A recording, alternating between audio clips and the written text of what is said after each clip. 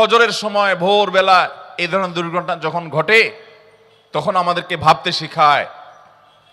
না ঘুমানোর নিয়ত করে যখন রাত 2টা 3টা সকাল 7টা 8টা 9টা 10টা অ্যালার্ম দিয়ে ঘুমায়, ফজরের নামাজ পড়ার নিয়ত নাই ঘুমের সময়, সে নিয়ত করেই শুইতেছেন। আপনি মোবাইলের ভিতরে অ্যালার্ম সেট করলেন 10টায় 11টায় 9টায় 7টা 8টায় উঠবেন, অফিসে যাবেন, কাজে কামে বের হবেন। আর এর মধ্যে যদি এরকম বিপদ আপনার আমার উপরে আসে, তো আল্লাহর নাফরমানি করার নিয়ত করে শুয়েছেন, ওই অবস্থায় মওত হয়েছে। এই মওত কখনো ঈমানদারের মওত হতে পারে না। এবং ইতিহাসের এই ভয়াবহতম দুর্ঘটনায় কত বাচ্চা হয়তো এতিম হয়েছেন, কত বাবা মা সন্তান হারা হয়েছেন, কত মানুষ ভাই বোন এবং আপনজনকে হারিয়েছেন। শোক সন্তপ্ত পরিবারগুলোকে আল্লাহ রাব্বুল আলামিন সান্ত্বনা নসিব করুন। মোহতারাম হাজরিন, এই সকল ঘটনা বলি, এগুলো তো বটেই। দুনিয়াতে যত ছোট ছোট ক্ষুদ্রাতি ক্ষুদ্র ঘটনা ঘটে, ইমানদারের জন্য প্রত্যেকটা ঘটনার মধ্যেই শিক্ষা আছে। আল্লাহ রাব্বুল আলামিন দুনিয়াতে যত কিছু ঘটান, তার প্রতিটা বিষয় থেকে ইমানদারের শেখার আছে, জানার আছে, উপলব্ধি করার আছে, বোঝার আছে এবং করণীয় সেখান থেকে বের করার অনেক কিছু আছে।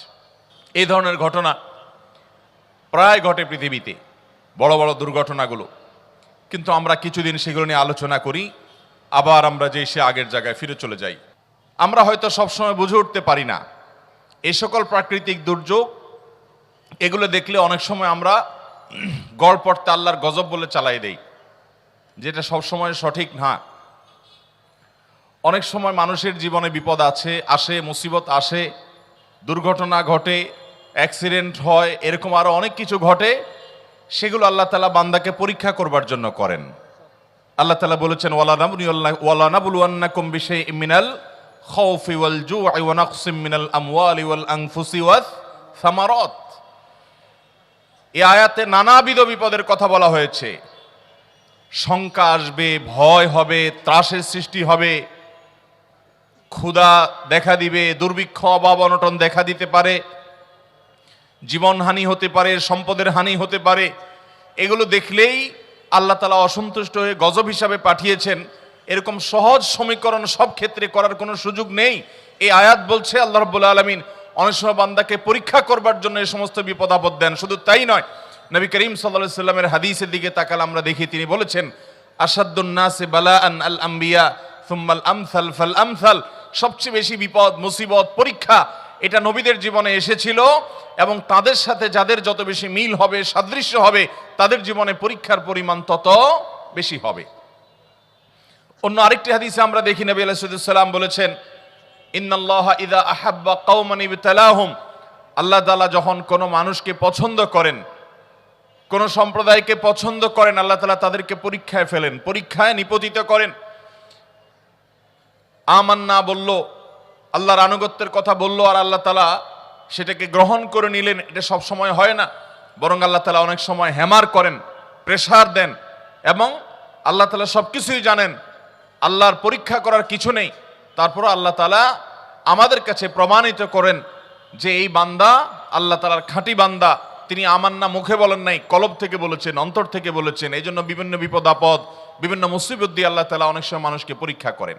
অতএব এই যে প্রাকৃতিক যত দুর্যোগ হয়, সেটা ঝড় হোক, জলোচ্ছ্বাস হোক, কোনো দুর্ঘটনা হোক, ব্যক্তি জীবনে হোক, পারিবারিক জীবনে হোক, কোনো একটা ছোট্ট সমাজে হোক, একটা দেশের জন্য হোক, পৃথিবীর বড় অংশ জুড়ে হোক, এগুলোকে সব সময় আমরা চোখ বন্ধ করে আল্লাহর গজব হিসাবে চালাবো না। বিশেষ করে যখন ইমানদারদের উপরে পতিত হবে, সেটা হতে পারে আল্লাহর পক্ষ থেকে পরীক্ষা, আবার হতে পারে আমাদের কোনো অপরাধের কারণে, কোনো পাপের কারণে, কোনো গুনাহের কারণে আল্লাহ রাব্বুল আলামিন আমাদেরকে শাস্তি দিচ্ছেন। ঠিক ফজরের সময় ভোরবেলা এই ধরনের দুর্ঘটনা যখন ঘটে, তখন আমাদেরকে ভাবতে শেখায়। না ঘুমানোর নিয়ত করে যখন রাত 2টা 3টা সকাল 7টা 8টা 9টা 10টা অ্যালার্ম দিয়ে ঘুমায়, ফজরের নামাজ পড়ার নিয়ত নাই ঘুমের সময়, সে নিয়ত করেই শুইতেছেন। আপনি মোবাইলের ভিতরে অ্যালার্ম সেট করলেন 10টায় 11টায় 9টায় 7টা 8টায় উঠবেন, অফিসে যাবেন, কাজে কামে বের হবেন।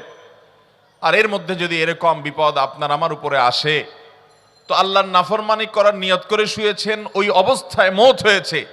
এই মওত কখনো ঈমানদারের মওত হতে পারে না।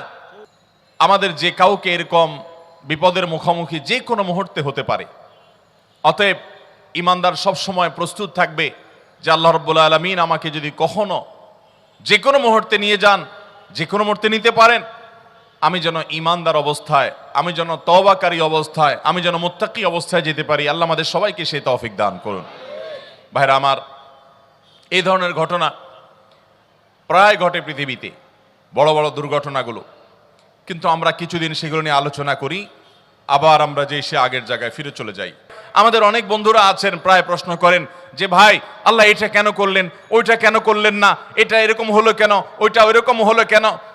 আল্লামা ইকবাল বলেছেন, জো সমঝ মে আ গই ও ফির খুদা কিউ কর হুয়া।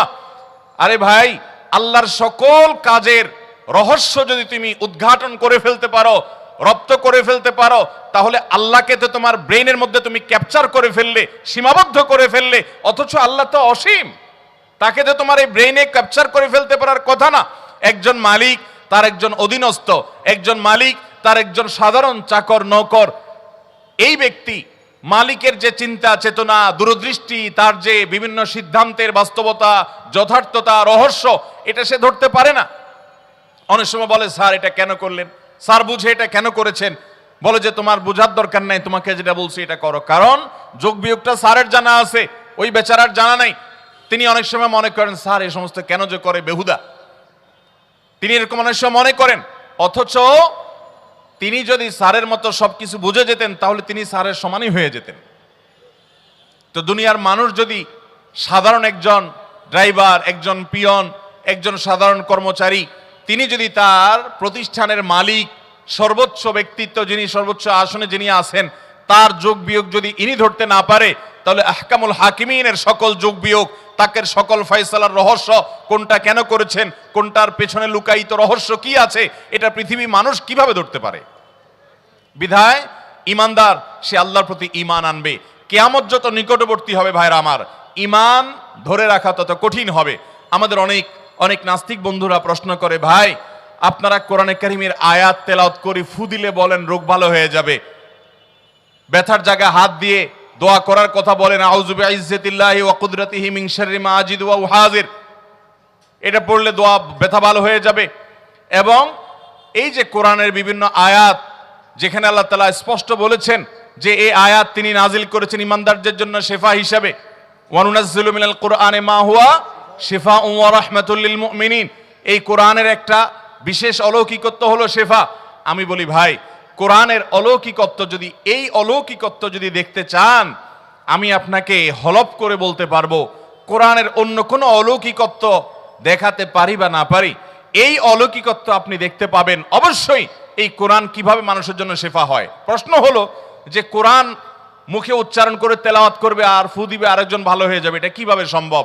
ওষুধ খায়, সেটা শরীরে যায়, সেটা আমাদের শরীরে, আপনার শরীরের সাথে মিশে, আমাদের রক্তের সাথে মিশে, তারপরে শিরা উপশিরা যায়, সেটা আমাদের মধ্যে কাজ করে, ডাইজেস্ট হয়, এরপরে ভেতরে যায়, শরীরের মধ্যে প্রভাব ফেলে, এটা তো বোঝা যায়। কিন্তু কোরআন কারীমের আয়াত পড়ে ফু দিলে নাকি ভালো হবে, হুজুররা কি বলে এই সমস্ত আজগবি কথাবার্তা।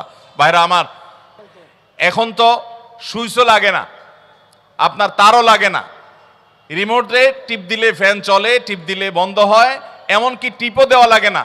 টেকনোলজি বের হয়েছে, মুখ দিয়ে শুধু বললেই হবে গরম লাগছে, তো ফ্যান চলা শুরু হয়ে যাবে নাকি? তাহলে যে গরম লাগছে বলছে, সে যে ল্যাঙ্গুয়েজ সেট করা আছে, এই যে মোবাইলের মধ্যে দেখবেন যে কি আছে, কি সিরি, হাই হ্যালো সিরি আছে না, হ্যালো সিরি যদি বলে কল অমুক, অর্থাৎ অমুককে কল করো, তো মোবাইল ডাইরেক্ট নিজে নিজে কল করে ফেলায়, আছে না নাই? হাতে নেওয়াও লাগবে না, দূরে থাকবে, বলবেন আর সে কল করে দিবে। তো এইটা যদি সম্ভব হয়, তাহলে কোরআনে কারীমের আয়াত পড়ে ফু দিলে আল্লাহ রাব্বুল আলামিন সেখানে অ্যাকশন করিয়ে ওই ব্যক্তিকে সুস্থ করতে পারেন কি পারেন না?